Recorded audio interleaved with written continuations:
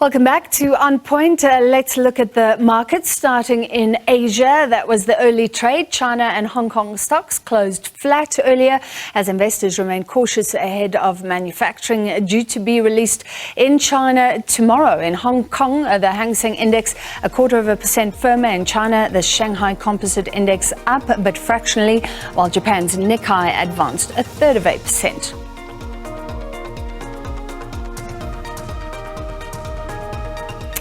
Now here, you would have seen the rand there. It touched a new record low this morning. Some analysts have speculated that this may be linked to South Africa's decision to grant diplomatic immunity for attendees of the BRICS summit to be held in August.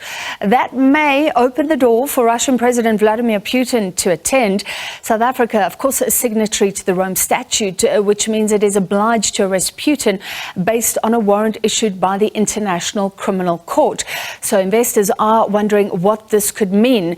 The rand reached 1986 to the dollar. That's almost 1990. It has recovered somewhat, but still trading above 1970, about 0.5% at the moment. If you look there on the top left, the JSE is slightly up 0.5%, but generally here in Europe, markets are looking for direction as investors monitor negotiations around the US debt ceiling. There is, of course, an agreement in principle between President Joe Biden and the Speaker of the House, Kevin McCarthy, which lawmakers will vote on this week, but some Republicans are saying that they will oppose the deal. All right, let's speak to Makwe Masilela from Makwe Fund Managers. Makwe, it's great to have you with us as always. The dollar was very strong this morning when the rand reached that new all-time low. So is it the dollar dragging us down in comparison, or could it be linked to this talk of diplomatic immunity, seemingly linked to the Russian president, although the South African government is saying, well, this is standard? You know, I think we're facing two issues here, or maybe one can say external and internal issues. And external issues here, as you mentioned, it was seeing the dollar strengthening. And the reason for the dollar to strengthen is that expectations that rate increases will continue in the US. They continue to go up, so that lifted the dollar itself. But yes, we all had our own issues. Remember yesterday, after the issue about the possibility that with all these new agreements, then President Putin might be able to come to the country without us arresting him. And also we had the Reserve Bank also indicating that this whole thing of South Africa and Russia, the way we're behaving, we're risking to get sanctions from the US, and they're mentioning that as part of the headwinds going forward. And also now you had issues as well about now what's going to be happening with load shedding going forward. And it's so worrisome because the rand is doing that badly on a day where it should be doing okay because commodity prices are fine. But even after we've seen the dollar itself starting to at least move from those highs, but the rand continues to weaken, that shows you that domestic issues continue to be at play. All right, so there are several factors at play. Of course, everybody trading the rand has different motives, and there are many transactions. So it's hard to just pick one. But why are investors so concerned about whether Vladimir Putin comes or not and is arrested or not? This is a highly political issue. Why is it? Does it have the potential to weigh quite dramatically on markets and the currency? Definitely, because remember, we are also a beneficiary of that trade agreement with the US that they have with African countries. And hence, we've even seen business leaders warning the president sometime late last week about the risk. You know, if they continue to do what they're doing with Russia, that won't bode well. And to be honest, you cannot afford to ignore the biggest economy in the world. We definitely need to be part of that going forward. And definitely, we also don't want to be part of sanctions imposed by them. But also, they need to respect our issues as well and how we need to run the country. But unfortunately, money talks. Indeed. All right, let's look at the big global issue, whether or not the United States will avoid defaulting on some of its debts. There's always this issue about the debt ceiling, and the Republicans are asking for concessions from the Democrats. It seems like markets are looking for direction around that. What's the prevailing sentiment?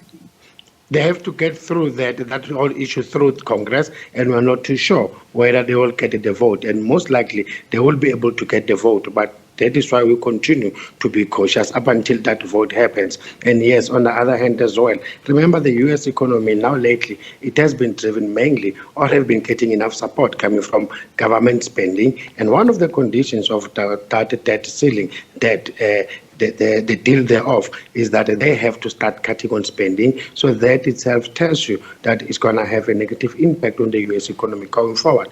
And when it comes to stocks and bonds, the guys have to start issuing more bonds. Remember, they couldn't borrow, so they used almost all the money. And as that happens, the returns from the bonds might be attractive compared to the ones that we'll be getting from stocks. So we might expect to see some drain when it comes to liquidity. All right, so generally markets believe that, as always, there will be an 11th hour agreement, but a little bit of uncertainty, a little bit of insecurity.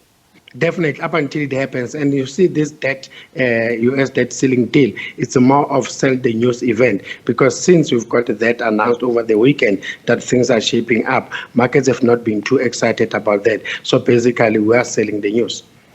All right, let's look locally. Pepkor posting quite a dramatic fall in profits. How serious is that? And remember that Pepkor is part of the Steinhoff stable, and we had some talk of a deal yesterday. Put it all into perspective for us. We know that Steinhoff at this stands, they've got a debt of almost 220 billion. That's almost 10 billion euros, and that's due end of June. So the guys had to get into an agreement with their creditors to say, listen, give us an extension at least 3 years, and then when we do that, you guys will own 80% of the company, and then the current equity holders, they will own this new other company, and they'll have rights of almost 20%. And definitely Steinhoff will be delisted from the JSE. But now we have seen today that the Pepkor itself, and by the way, the shareholders managed to approve that, hence with the lenders managed to approve that, hence yesterday we saw the share price going up.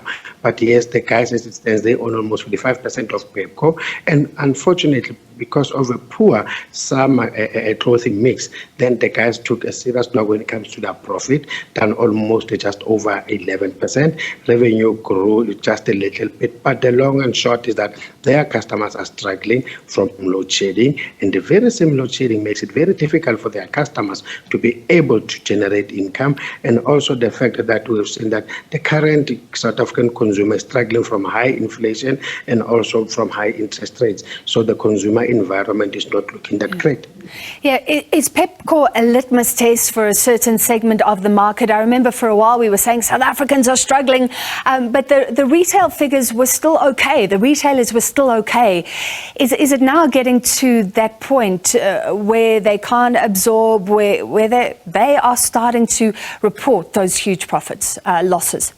Definitely, because they themselves, they've done a survey and that told them that, listen, your customers have just to make a choice. And what they're doing, they just have to start spending money on the necessities, meaning they will move away a little bit from the likes of Pep and Ackermans going forward, even though at some point they have to continue to buy. But the likes of food, look what happens with Tiger Brands. Even their volumes have been down overall 1%, and all because of the very same consumer that they are targeting. And we know that the lower LSM happens to spend more than 50% of their income on food.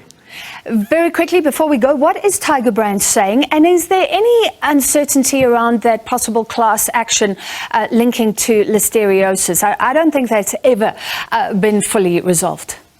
No, but yes, the way they've performed, we know, as I said, volumes were down because we know what happened with this whole issue about the product mix, because consumers are struggling, but their revenue was up 16%, but also at the back of inflation of almost 17%. That helped them. Load shedding continues to be an issue. Last year, they've spent almost 12 million on that. This year, unfortunately, they had to spend 76 million just on diesel.